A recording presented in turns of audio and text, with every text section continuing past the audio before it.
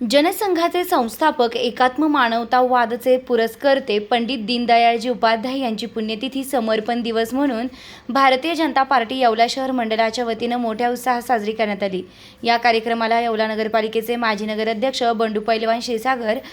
भाजपाचे ज्येष्ठ नेते रमेश मामा भावसार, भाजपा नेते प्रमोदजी सस्कर, महाराष्ट्र प्रदेश विणकर प्रकोष्ठ आघाडीचे प्रदेशाध्यक्ष मनोजी दिवटे, भाजपा येवला शहर मंडल अध्यक्ष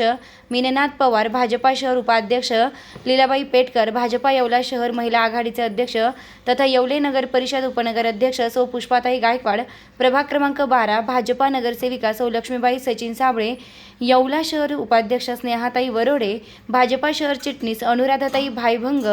पुष्पा इंगळे, भाजपा युवा नेते राधेश्यामजी परदेशी, भाजपा येवला शहर कोषाध्यक्ष बडान्ना शिंदे, भाजपा नेते धीरजभाई परदेशी, भाजप ज्येष्ठ नेते महेश भाऊ वडे, भाजप कार्यकर्ते नवनाथ भाऊ परदेशी, हरिओम भाऊ परदेशी, रवींद्र देखणे, राजू शिंदे, संतोष भाऊ गुंजाळ आदी कार्यकर्ते उपस्थित होते। आज कैलासवासी दीनदयाळजी उपाध्याय यांची पुण्यतिथी। त्यांचा जन्म 25 सप्टेंबरला असतो आणि 11 फेब्रुवारीला त्यांची पुण्यतिथी असते। आपले भारतीय जनसंघाचे संस्थापक डॉक्टर श्यामप्रसाद मुखर्जी हे आपले पहिले अध्यक्ष, दीनदयाळजी उपाध्याय हे आपले दुसरे अध्यक्ष। आता ते दीनदयाळजींनी